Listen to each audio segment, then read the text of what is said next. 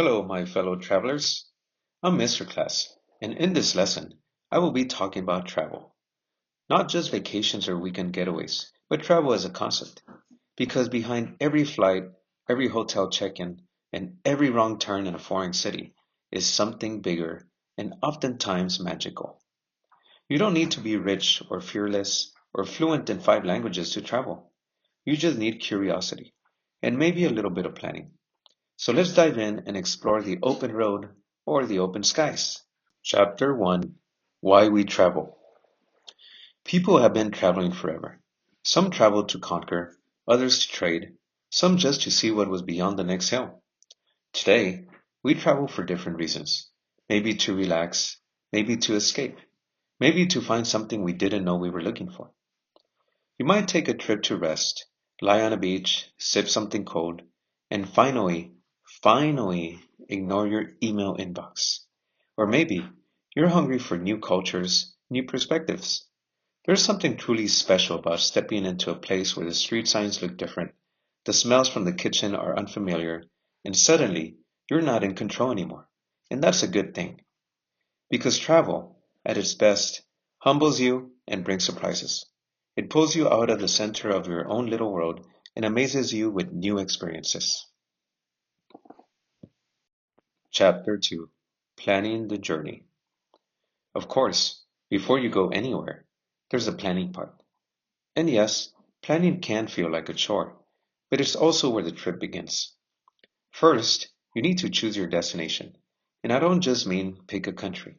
I mean, what are you actually looking for? Do you want noise or quiet? Mountains or museums? Are you traveling for discovery or for recovery? And then there's the budget. This part isn't glamorous, but it is essential.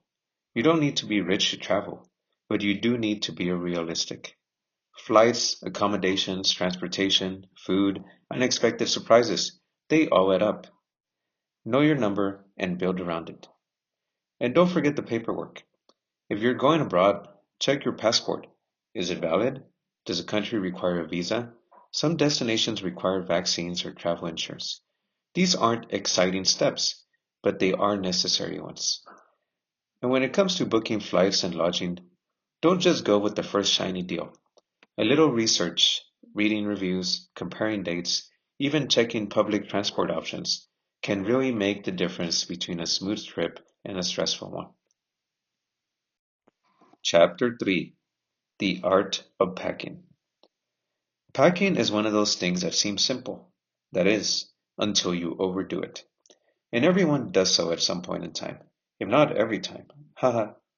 Start with what you'll actually wear. Think about weather, culture, and comfort.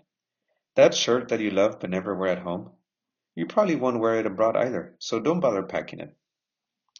Don't forget your essentials: travel documents, phone charger, any medications that you cannot easily replace, and make sure to take a change of clothes in your carry-on just in case your checked-in luggage gets lost. And yes, make sure to pack your toothbrush. Somehow, everyone forgets the toothbrush. I know I have. Haha. Experienced travelers know it's not about packing everything. It's about packing right. The goal is to travel light enough to move easily, but smart enough to be prepared. Chapter 4: Travel Day. So now it's travel day, the day where excitement meets anxiety in a weird, sleep-deprived way. My advice is to start early. Not just arriving early to the airport or the station, but waking up early.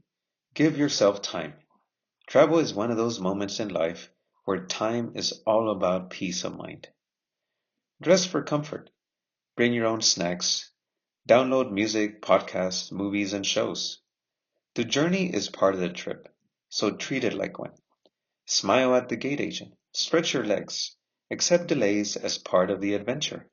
Because sometimes the story begins at the gate when your flight is 3 hours late and you meet someone from halfway around the world. Chapter 4: Arrival and Orientation. Touchdown! You've arrived. So now what? Here's where things get real. You might feel excited, or disoriented, or both. That's normal. Travel has a way of throwing off our sense of control, and that's exactly the point. Start small. Walk around the neighborhood. Try the local coffee. Notice how the city breathes. You don't need to do everything on day one. In fact, don't. Let the place come to you. And above all, be respectful and curious. Learn a few words in the local language. Smile. Try to follow local customs. After all, you're a guest here. Think of travel as a conversation, not a performance. You're not here to impress, you're here to understand. Chapter 6: Challenges and Growth. Travel isn't always easy. There will be moments when things go wrong. You'll miss a flight or a train. You'll get lost. You'll order something and have no idea what you just ate.